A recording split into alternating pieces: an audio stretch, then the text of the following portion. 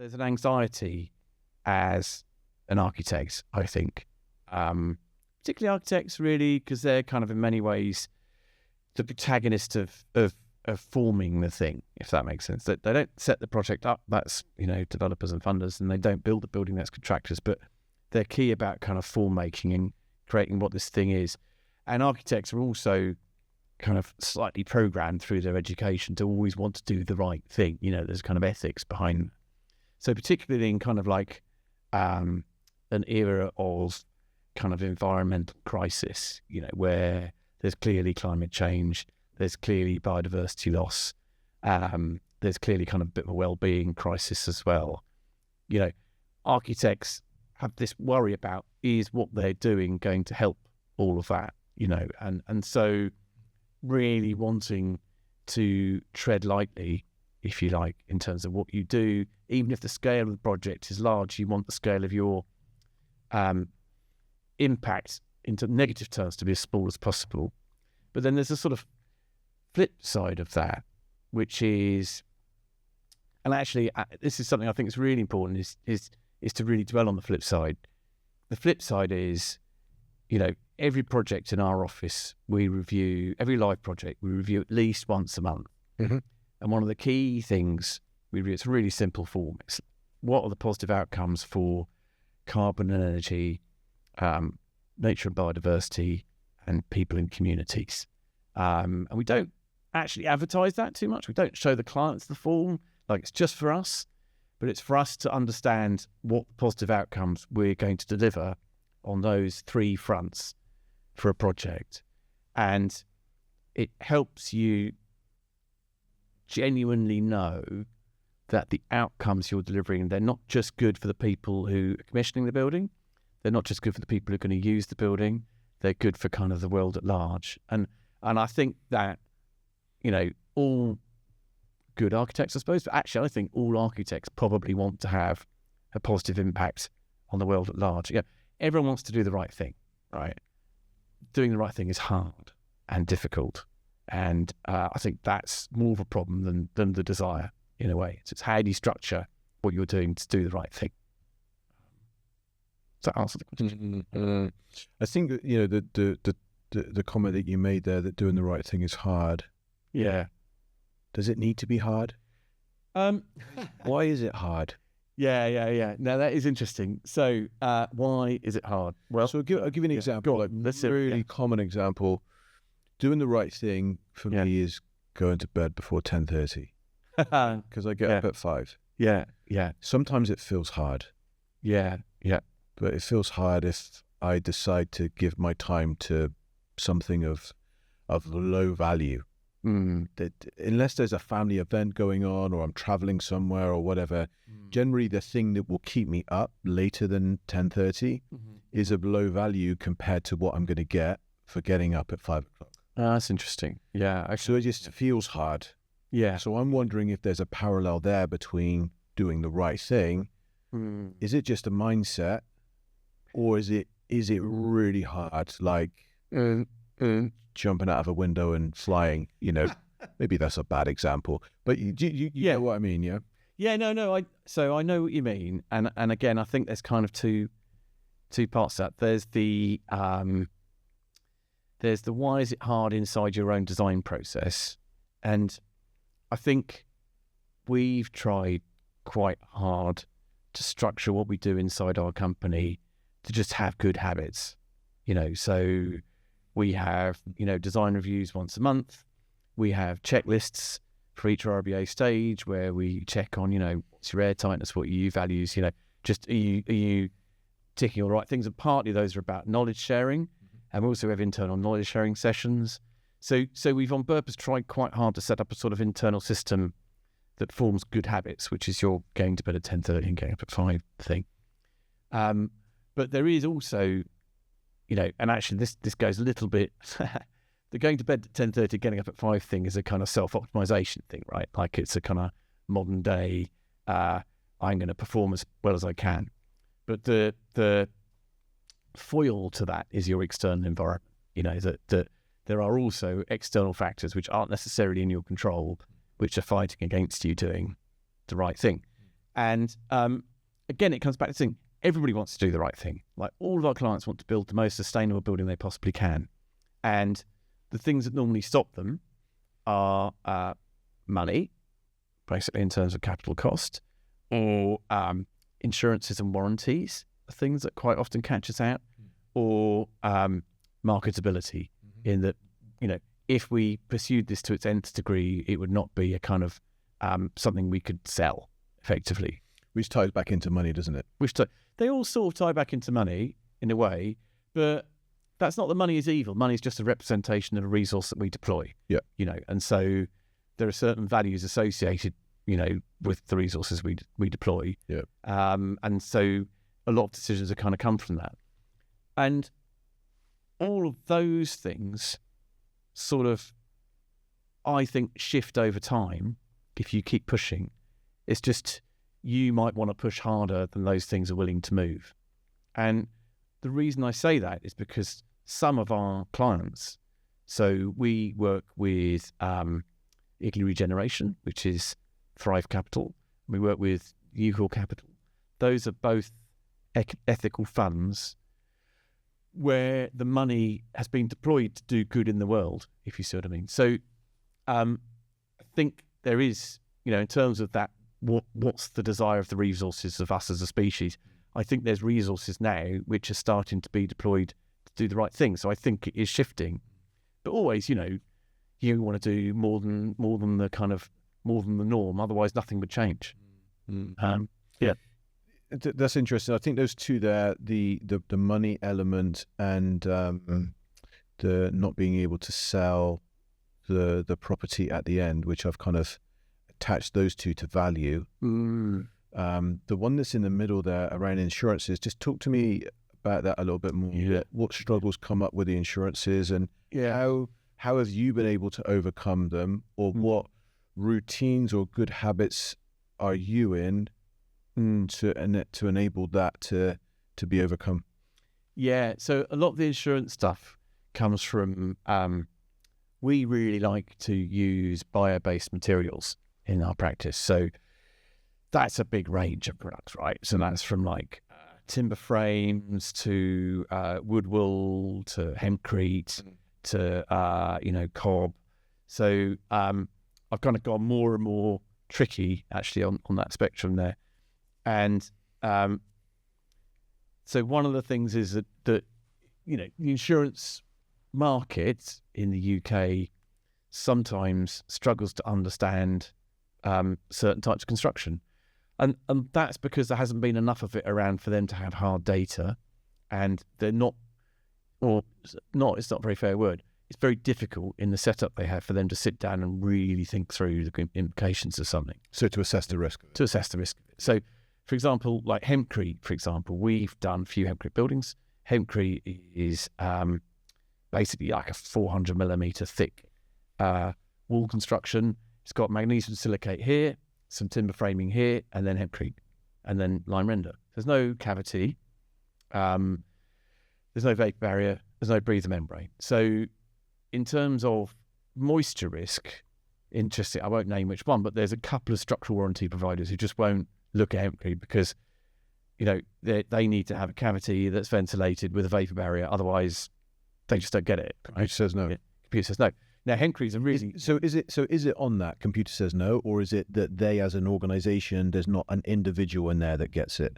So they have to have like rules about the across the board rules, because behind them sits an underwriter who has made some rules, right? So it's sort of like the computer says no for that organisation across the board, right? Really, So the difficulty is that whenever you're doing something that they're not quite expecting, you can hit resistance. So fire is another one. So timber frame and fire, there's a perception that fire is less durable in a timber frame is less durable. There's a perception that timber frame is less durable in a fire situation, but the honest truth is, in terms of life safety, I can put in a char zone, and I can tell you for sure that everyone's out of that building in 30 minutes or less, and the structure is safe. But the there's a sort of insurance concern about the integrity of that structure afterwards, which is right. Of course, the structure has been, compromised. But the honest truth is a steel structure would also be compromised. I wouldn't want to trust a steel structure after a serious fire as well. So in fact, I think that steel also gets compromised. It's just the perception is that timber is potentially more compromised, which if you were working in, say, Scandinavia, where they do more high-rise timber frame, that's not the perception. And so the interesting then is like, how do you overcome this, which is the second part of your question. And it's much easier to overcome it when the person who's commissioning the building will be the person insuring it in the end. So when we're working for like a school or a university and they've got a kind of campus of buildings and we're building a new building in the middle of it and they have an ongoing relationship with an insurer, we can start an early conversation with that insurer to make sure that the construction we're considering is fine. And it will often be beyond building regs. So quite often we're fire treating things like timber cladding more than we necessarily need to for building regulations, but to stop the fire risk from an insurance point of view. So that's really good, right? But the trouble then comes when we're building houses and that house is going to get sold. So for example, at the moment, we're working with Igloo Regeneration and the Crown Estate on a net zero demonstration project in Knutsford, outside Manchester. And it's a great project, like amazing. And I mean, the stats that the Crown want to achieve are fantastic. So an EUI, you'll get all this because this is your world, but an EUI of 35 kilowatt hours per square metre per year, which is like passive house, basically. And embodied carbon below 300 kilograms equivalent per square metre. So, I mean, I think the standard for a new build house in the UK is like 800. So all of that points to like bio-based materials, right? So it's like, okay. So we can do a passive house building made of bio-based materials. And to be fair, the Crown are really on top of this. Like we're only at stage 1 or stroke 2, stage 2 now. They're already looking at, okay, what can we do about mortgages? What can we do about structural warranties? What we can do about, leases and housing associations and all of that stuff that is around the corner, that if you deliver these houses, you have to have those answers in place. Otherwise, it's to that thing of actually you can't sell these houses because people can't get mortgages. So it's quite interesting. It's like the problems with using things like bio-based materials or, kind of really high in sustainability quite often isn't the technical delivery of it. It's how does it fit within the framework of a project, in its broadest possible sense, I guess. Yeah. That's really interesting because one of the things that I'm planning on doing is having a podcast session with 3-4 people around a table to address that very topic really is what are the barriers? How do we overcome them? Because a lot of the things that you're talking about there is around the cradle to cradle piece as well. Yeah. And why is it that mainstream mass house builders are not building with cradle to cradle? Is it an insurance issue? Is it, I don't think we're going to get the money back. I don't think anyone's going to be interested in buying the property. Yeah. Is that the issue? And it's interesting that you mentioned about Scandinavia. There's a humongous, don't know the exact size of it. Would use the word humongous. Yeah. Good word. Yeah. Commercial building that's been built over there, and it's all been built from straw. Yeah. Could I see that as a distribution centre over here in the UK? Yeah. Well, there's no reason why not. Yeah. But I'm not sure, just going back to what you're saying, that it would fit within the current framework of thinking, and it would be, okay, insurance risk, computer says no. Yeah. So, I think that it's much easier to try to develop a project which ticks a lot of kind of regenerative design principles when someone has got a very long-term view of what they're doing. So, we work with, for example, we work with someone called the Burling Estate, one of our clients in Kent, and I think he's been on that land for 500 years, and he wants his family to be on there for another 500 years. So he's legacy building. It's legacy building. So he's less interested in immediate money back. He wants things to be in the very long term, to do right by that land and that soil, and do the right thing. So it's really easy for him to do the right thing in a funny kind of way, because there's a lot of incentives. Doing the right thing and thinking long term are almost exactly the same thing. The difficulty is that a lot of stuff like the house builders, for example, they basically need to sell up and get out. At the end of it, they sell up and it goes away. So what, again, it's back to that thing of people who are going to keep owning the buildings.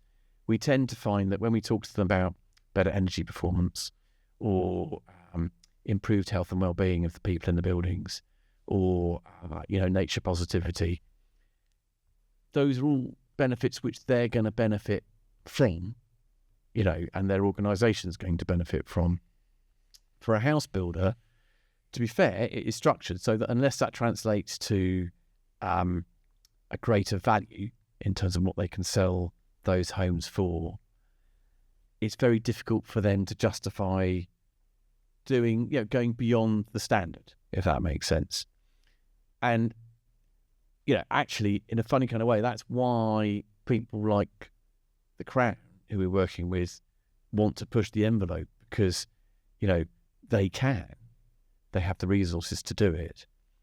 And there are some examples of really good houses that are built where they're worth more money. I think Accordia in Cambridge, which is quite sustainable, but is certainly very high quality. I think those are 30% higher value than just a house next door in Cambridge, for example.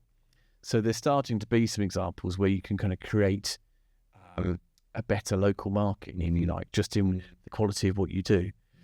But it is quite difficult, because there's a process called Red Book valuations, which is what surveyors do. And if someone's building out a scheme, they will use a Red Book valuation. That's just how much is a 3-bed house in the area. And a 3-bed house in the area, no matter what it is, has a certain value. So, there's a sort of job to do, I guess, with house builders, which is talking about you're going to get a better financial outcome, at the end of this, if you go down this route. But some house builders we work with are structured in a way that makes sense for them anyway. So we've done a thing called Eschol Positive Living with Keyland Developments, and they're part of Yorkshire Water. So we, it's still in progress, but we've done 150 homes outside a village called Eschol, with a kind of commercial area as well. And it's all set in effectively a new country park between Leeds and Bradford in the Greenbelt. Partly that really helped get planning consent, it's not totally for the greater good, but also Yorkshire Water are going to retain ownership of all the land around those developments. And again, it's back to that long-term thing. They really care that this is a lovely place to live. They really care that the land around this developments are well maintained. They have this long-term interest in the land and that place. And everyone who has that kind of automatically really pushes as hard as they can on that sustainability front, I think. It's interesting, isn't it? The way that you're describing this has me thinking that in order for the majority of house builders to go down the sustainable route, and what I mean by sustainable is, things like cradle to cradle, as opposed to net zero. I'm not meaning that net zero is sustainable. Yeah. They're going to need to change their value drivers. And have more of a longer term view on something, where at the moment what they're looking at is selling something as quick as possible. Off plan preferred. When it's built, as a minimum, if it's hanging around for longer than that, it's financially a little bit of an issue. The customer that they're selling that to is looking to buy that house knowing that generally within 2 to 3 years, maybe 5 years, they're going to look to move on somewhere else. Yeah. And then move to a different house. So in that chain there doesn't appear to be that legacy value coming together, where from what you're saying with reference to the Crown or with Yorkshire Water, that they're looking to retain the value in that property over decades, maybe centuries, as opposed to months. Yeah, they are a few years. Yeah, that's really interesting. So they're super interested in legacy. I mean, and because I think house builders they're much maligned in the UK, and they are building our homes. They are doing good things, house builders. And people slag them off, and everything they do is because of the way it's structured. And but that's the demand that they're getting from the people that are buying their product. So I'm not saying that anyone's the villain here. No, not the villain. But they're working within the system, right? And so, but there's two things of that. So thing number one is how have people done it in other countries? So like I find like Almere quite interesting in the Netherlands. So we've been all around the Netherlands, looked at all the housing, and like if you bought a house in Almere, what you do is you would buy a plot, and then in the next room, the plot comes with the passport. So what you can build on that plot. So you've already got effectively planning.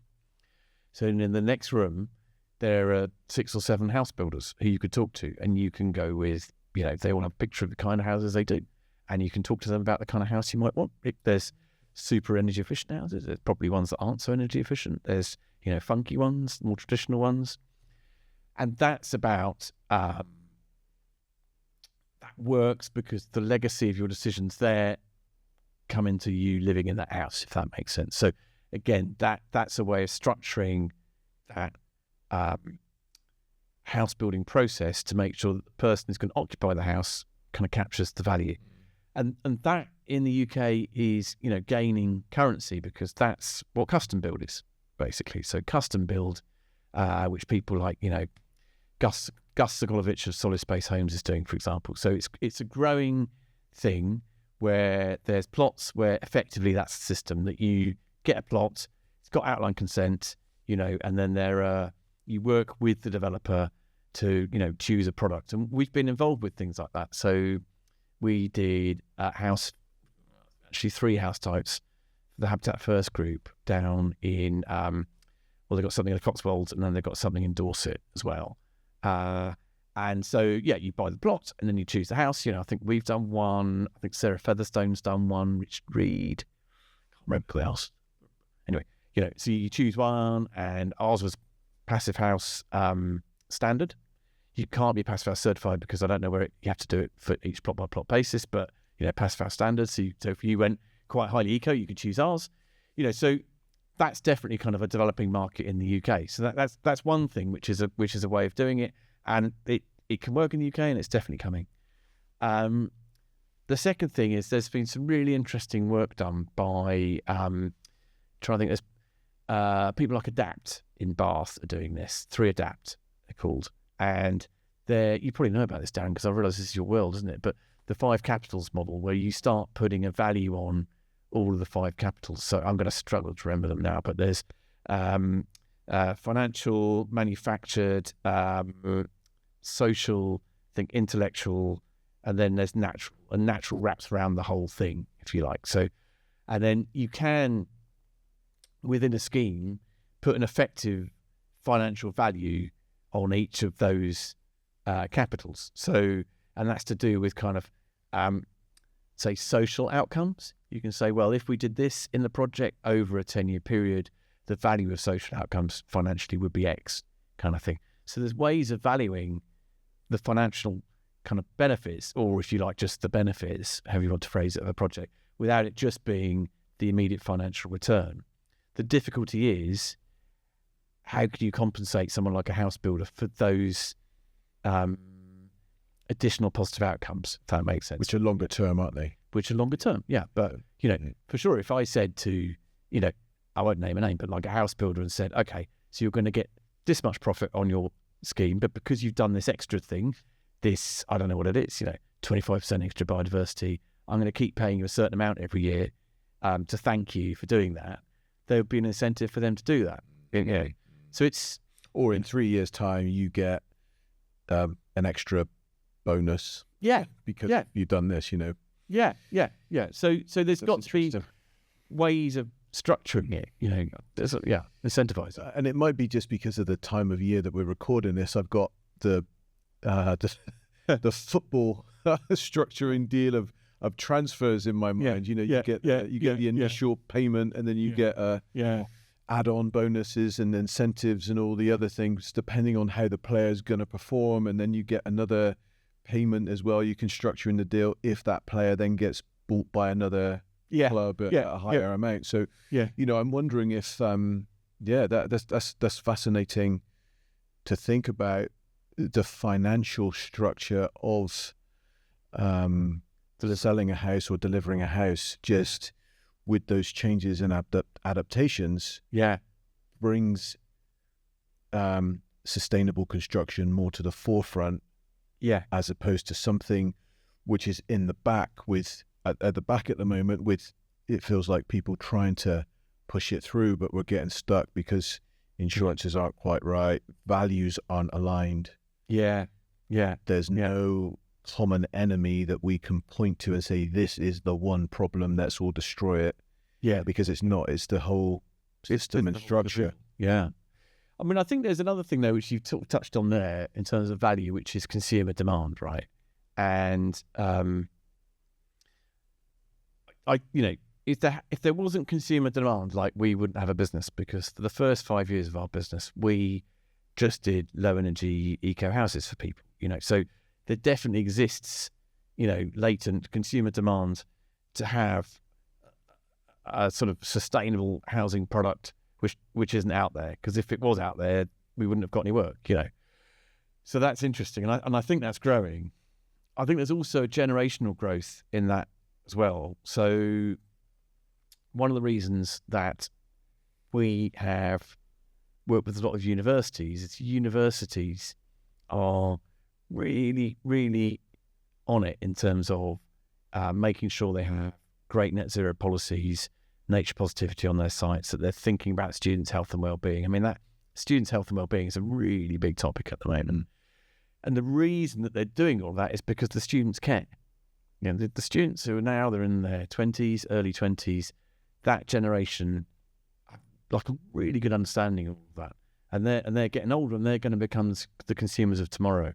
So, you know, out of all the sectors we work in, I reckon the universities are like the most aware of what they need to do in those settings. I think it also makes them more attractive to actually pull those students in. Having those elements puts them one above the other when they're like, oh, what university should I go to? I've got multiple offers. Okay, I'm going to go with this one. I mean, we did the Creative Centre at York St John University, and I mean, there's metrics like it's upfront carbon was 800, so that's not bad. You know, the EUI is 73, that's not bad. Majority timber frame, so it's obviously like a really nice, you know, low energy building. It's got really lovely timber framed atrium. It's all naturally ventilated. The acoustics work well. And so they show students around, and applications were up by about 26% in the first year that building got complete, because people just think, oh, this place, right, that really aligned with like what I think about the world, you know, my values, you know, and so I'm going to go there, you know. So it is exactly that. It really helps. I'm trying to think, it's not a fake thing to do. Do you know what I mean? It's not a sales tactic, but it is people understanding what your values are and seeing that they align with your own personal values, and then it's where people want to go. It's really important. It's an interesting concept, and it's true. I definitely see that. The barrier that exists though is where someone doesn't have the resources to meet where their values are. So if you go maybe into an inner city, so I was brought up in an inner city within Bristol. Lots of things that I wanted to do when I was younger. Just didn't have the financial resources to make it happen. I had the knowledge. Had the motivation to do it, and the desire and ambition. But just didn't have. That's interesting. What were they? I'm quite interested. Like, what were the things you wanted to do that if I'd given you a lump of money, you might have done them, for example? Just have a house with a garden. Right. Yeah. So Yeah. I was brought up in a flat, first floor, flat, high rise block. I think there were 20 odd floors.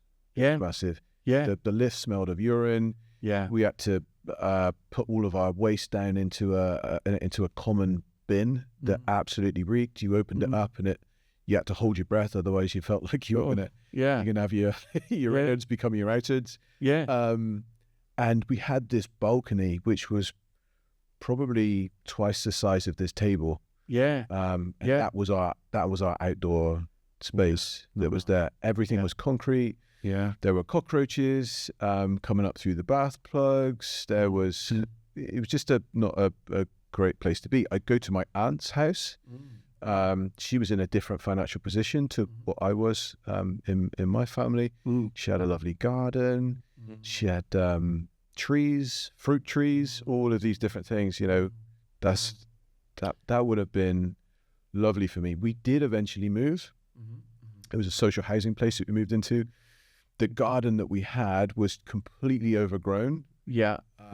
People would come in and they would say, look at the state of this garden. In my view, this is awesome. This is a playground. This is adventure. It's great. This is, go from my, concrete balcony to that. It was absolutely amazing. So that would, to me, that was really, really valuable. I know to my mum and to my brother, that was valuable as well, but we just didn't have the resources to get into that space. Yeah, I mean, that's really interesting. That's one of those things where I think, so certainly one of the things that we're trying to do now as a practice actually is getting kind of nature positive and regenerative outcomes. Sorry, it's something gone very grand, isn't it? From talking about a house flat in Bristol, right? But the real problem was, that wasn't a very nice place and you had no connection to nature. 100%. And that is a problem which needs to get solved in kind of higher density urban situations. It's kind of easier to solve it when you've got a house on the ground.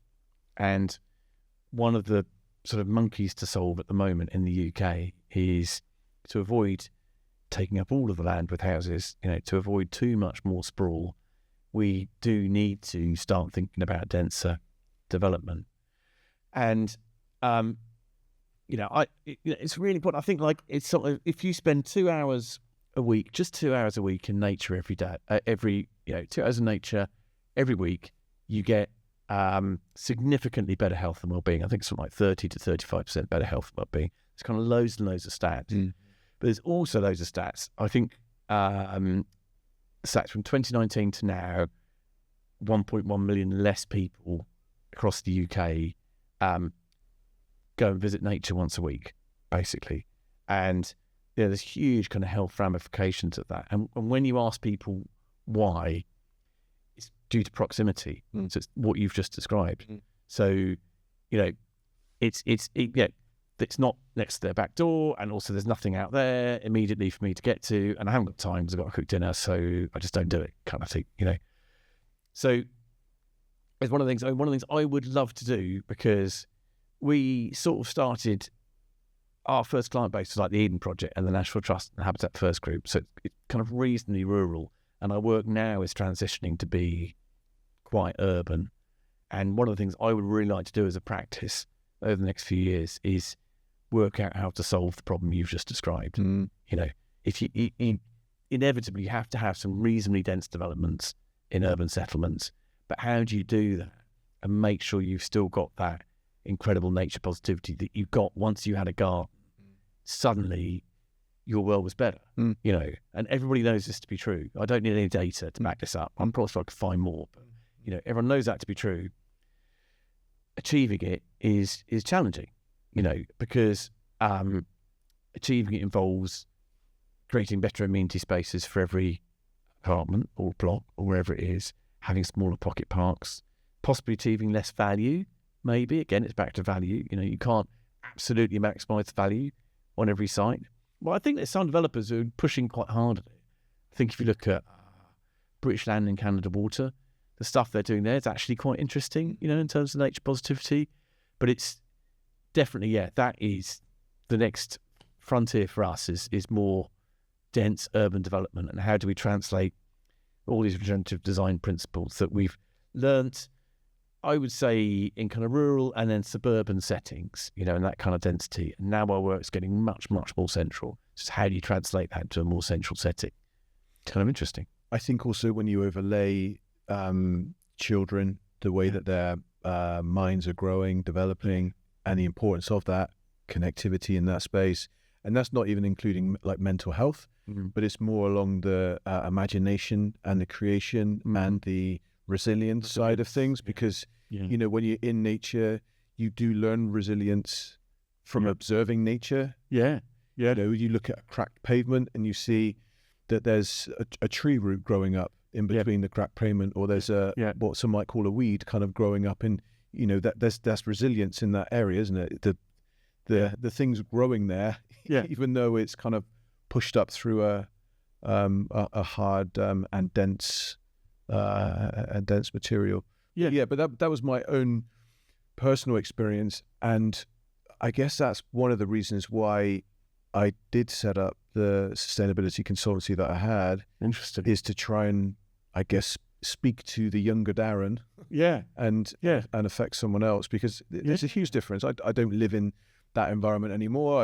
I've got a really good sized garden. I'm less than 5-minute walk, and I can't even see houses from where I live. So right out, you know, in the middle of nowhere. It's absolutely great. I'm out in the middle of nowhere with my dogs. And so I'm not in that position anymore, but just kind of speaking to that younger version of myself, I know that there are lots and lots of young children out there that would really benefit from that type of environment. Yeah, and it is interesting because I think we've got 5 London Park projects on the go at the moment, because it just kind of suits us, you know. And we're also doing like Conquest, the headquarters for the National Forest, and all kinds of things. And a lot of what we talk about there is natural play, you know, and that is reasonably new, actually. You know, the concept of natural play, and the concept of getting rid of tarmac, and the concept of kids having a large degree of freedom in a natural environment, which is pretty much your thing about kids running around the gardens, you know, and all that kind of thing. And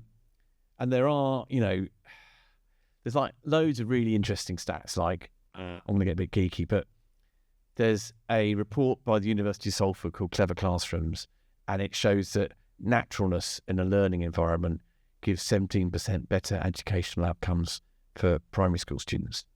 And naturalness being better natural daylight, better natural ventilation, views of nature, and direct access to outside.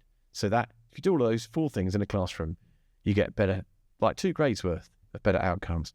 And there's those stats as well about kids' heart rates going down, concentration rates improving, all that kind of thing when they're immersed in nature. So that immersion in nature, you're totally right, that's really important developmentally for children. And it's really unfair that in certain parts of the country, it's quite easy to achieve that. And in certain parts of the countries, because it's denser together, you know, it's really hard. And the difficulty is, you know, I grew up in the middle of nowhere. Sorry, I don't want to show off, but I'm afraid the opposite of your child. I grew up in Suffolk, in a field, basically. Good. And it was fabulous. I loved it, you know, but it was also really lonely, interestingly, because the nearest kid was a guy called Martin Dyer, and he was 3 miles away, you know, and it was in the 70s, so people drove 60 miles an hour down our road. You know, it's lethal. Okay. And so you couldn't walk to his house because you'd never make it. You'd be like a skittle. Yeah, you know. So then, you know, when I came to London, it's fantastic. I've got all these friends, and it's very social, and it's very easy, and there's culture, and all of these things that I absolutely love. And actually, interestingly, it's definitely getting better. So I live in Islington, who have done a really good job of developing pocket parks and maximising green spaces recently. But when I first came to London, there just wasn't that understanding of the benefits of nature. And that's sort of like, in a way, that describes what we're up to as a company, in a funny kind of way. I'd like to have the incredible benefits of living in nature in Suffolk, but all of the sort of social benefits of living in London, and I'm trying to work out how those 2 things go together, and that's probably my life's work. So there you go. Which is great, because that's what we need, right? You're no good with lots of green space around you on your own, isolated. Yeah. That's the other function of, again, early childhood and also just a healthy adult.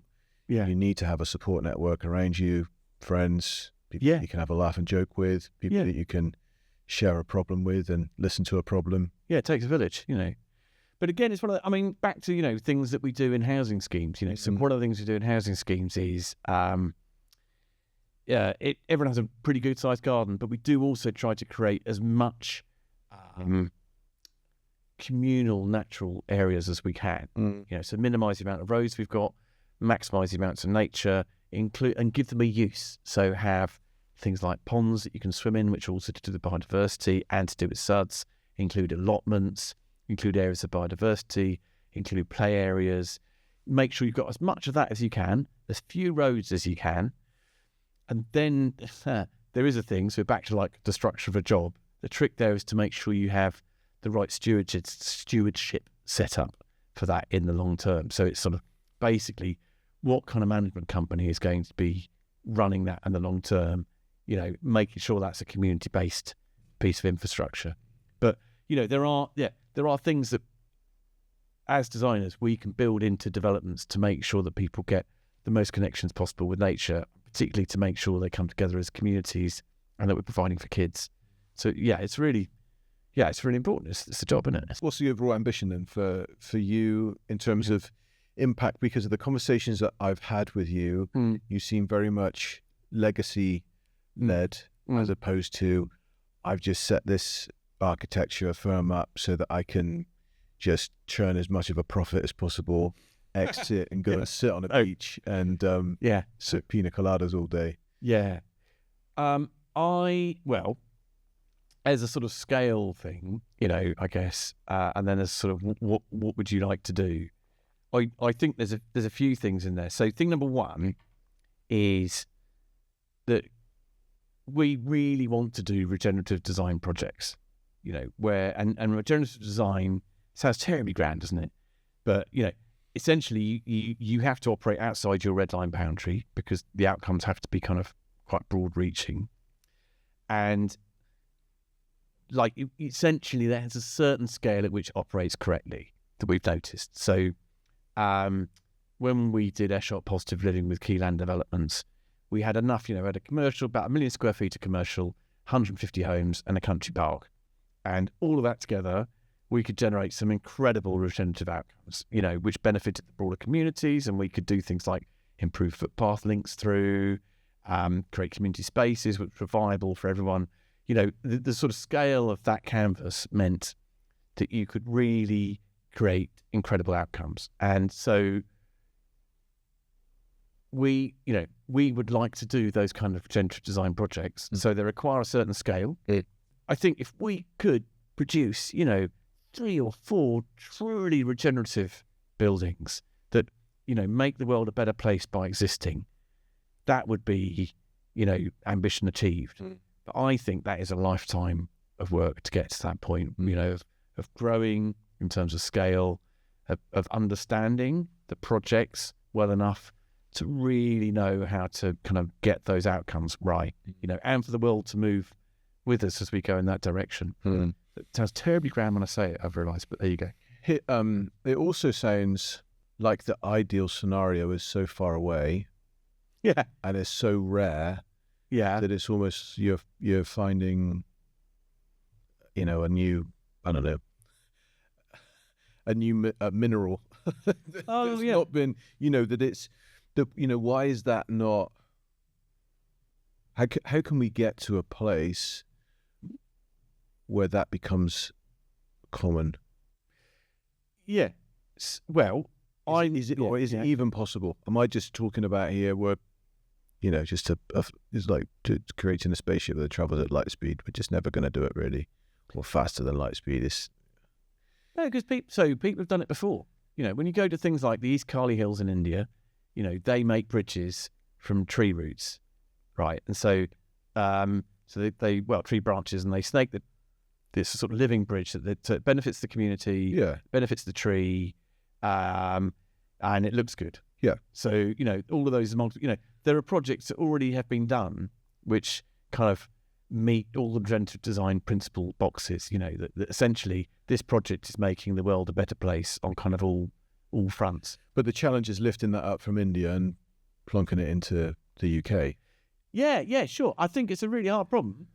So it's like one of these things. It's like, I think that in 200 years' time, all projects that you do will have huge positive outcomes for the world at large. I think that'll have to be where we land as people making things, So I'm certain that's where it's going. I'm not sure that we will achieve it as a practice in our lifespan. I really hope we will. Yeah. Certainly some of the clients we're working with have huge ambitions towards that end. I mean, I would say at the moment, the best project we've got in our books that could well meet all this stuff is Igloo Crown Estate Net Zero project. I mean, that really is ticking a lot of boxes.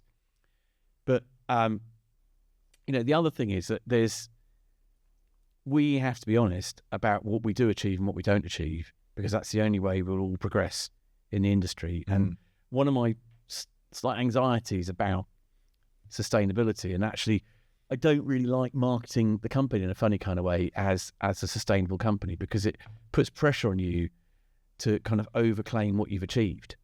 That you're talking greenwashing here. Well, yeah, greenwashing, because you told everyone, well, you're really great at, doing these sustainable buildings or regenerative design, and then you feel like you have to tell everyone, and we've done it, definitely done it. I can say without a shadow of a doubt, we haven't done a building that's truly regenerative yet, but I would love to do one. That's the ambition. And I think we're probably one of the best people in the UK at doing those kind of buildings, right? But we still haven't done one, And I think it's really important to be honest like that, because otherwise you are greenwashing. Basically, you're telling everyone that you know the answer when the answer's really hard. I think, well, not hard, just complicated. Just not what you've done it. Yeah, and you've got to work within the systems you've got. The systems need to change, so you've got to keep pushing all the things we've been talking about. It'll definitely get there. Talk to me about this Igloo project that you're doing with the Crown Estate. Oh yeah. What stage are you at the moment, and what is that expected to look like when it's done? So we're at stage 2, RBA stage 2 at the moment. So it's 75 homes. It's sort of also a bit larger as well, but there's a phase 1 which is 75 homes. Mm-hmm. It's just on the edge of a town called Knutsford in East Cheshire, near Manchester. The targets, the metrics that the Crown Estate want to hit are really good. So we've talked about that, an EUI of 35, embodied carbon 300 upfront, more than that, BNG 15% or more. But there's some really kind of broad ambitions we've got as well as a really human-centered design, where it's the right scale for people, it's the right scale for the community. We're trying to minimise road infrastructure in particular, minimise the impact of kind of cars and vehicles on the master plan. Quite often when you do housing layouts now, the thing that drives a lot of it is the rubbish truck. Actually, you're often talking about the rubbish truck. This thing that comes once a week around the site can drive this kind of quite substantial road infrastructure. So it's trying to unpick that so that we have, less tarmac and more green space, basically, for everyone. And then think about the overlaps between kind of nature positivity and community spaces. So things like a Suds pond, which is also a swimming pond, which is also, community facility as well, and also good for biodiversity. So it's got lots of things. We've got some quite innovative things as ideas in there as well. So there's a community barn that we're putting in, which is a kind of unprogrammed portal frame shed that has this kind of flexible, rain-safe community use facing onto the square, where people can kind of take that on and start doing different things in it. And we can introduce maybe some retail in there, certainly a community hall, and that will also help us manufacture with a local manufacturing process during the build as well, so we can have local prefabrication. One of the problems with prefabricating stuff is quite often the factories come miles away. So if we have a kind of flying factory on site, we can use local materials and local craftsmen and have a local training school, which then that factory can potentially do later phases. So it can be something that makes its own little house manufacturing thing in that area, so it can have an economic benefit. So it's one of those things where you can just start, if you really care about making multiple benefits and you have a real legacy mindset, which both Crown and Igloo do, you can really get a lot out of it potentially. The other interesting thing about Knutsford is, and I have to admit this is just a little quirk, but I love it. There was a super slightly crazy guy called Richard Harding Watt in the early 20th century who did the Grand Tour and then came back and built these very, very strange Italianate, kind of strange but beautiful Italianate villas and community centres, and a memorial to Elizabeth Gaskell, who used to live in Knutsford. And actually, I think Cranford, her novels are based on Knutsford as a town. So you've also got that kind of riff off, this sort of slightly, quirky Italianate feel to the whole thing, which is quite a nice language to riff from as well in terms of, the Knutsford vernacular. So it's potentially a really characterful, really amazing project that's been going on for it's sort of, now it's ramped up in terms of speed, but it's been rumbling for a long time. It's got quite a solid setup. So I've got, touch wood, really hoping it goes through, and it looks to me like it will, kind of thing. And, hats off to all the team we're working with. They're also working with a company called Useful Projects, who are incredible planet, urban and landscape designers, and they're incredible. SLR, who've been brilliant about getting rid of cars, transport consultants, really beautiful team as well. So it's just one of those projects where, you were talking earlier about setting a project up at the start correctly to get a good outcome. It's just been very, very well set up, I think, So, yeah, that's at the moment, that's what I'm really excited about in the office.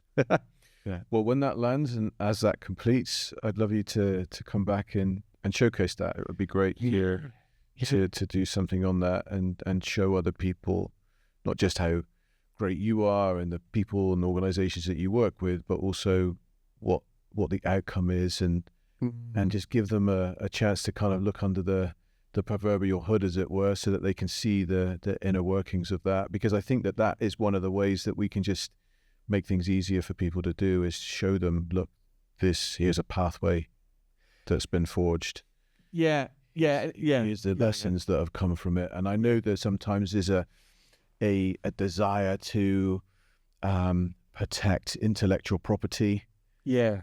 But if the overall value is legacy, then I think it just needs to be a little bit more open source. And you seem like more of an open source guy than a let's protect it all. So we're completely open source. So if you go to our website, we have something called the Knowledge Hub, which is basically everything we've learned along the way, and a lot of stuff I've talked about today, you can get more on that on the Knowledge Hub in terms of, and there's big things in there like, how do I build next to a tree, or what is embodied carbon, or even more prosaic things like, how do I know how many residential units I can get on a site, or something like that. There's a kind of how do you make sure the health and well-being of students is great? There's all these things. Yes, if you go to tateandco.com, Knowledge Hub, rope source. It's all up there. Love that. Love that. Yeah, brilliant. It's been great having you on the podcast. Thank you, Dan. Appreciate your wisdom, your passion, and also your expertise. Brilliant. Well, thank you for having me, Darren. I've got to admit, this is a great podcast. Hats off to you for doing it. It's you have a lot of interesting guests, and it's got real positivity to it. So thanks a lot for having me. Thanks for watching to the end. I think that you'll like this, but before you do that, just make sure that you've commented and liked below, and also that you subscribed.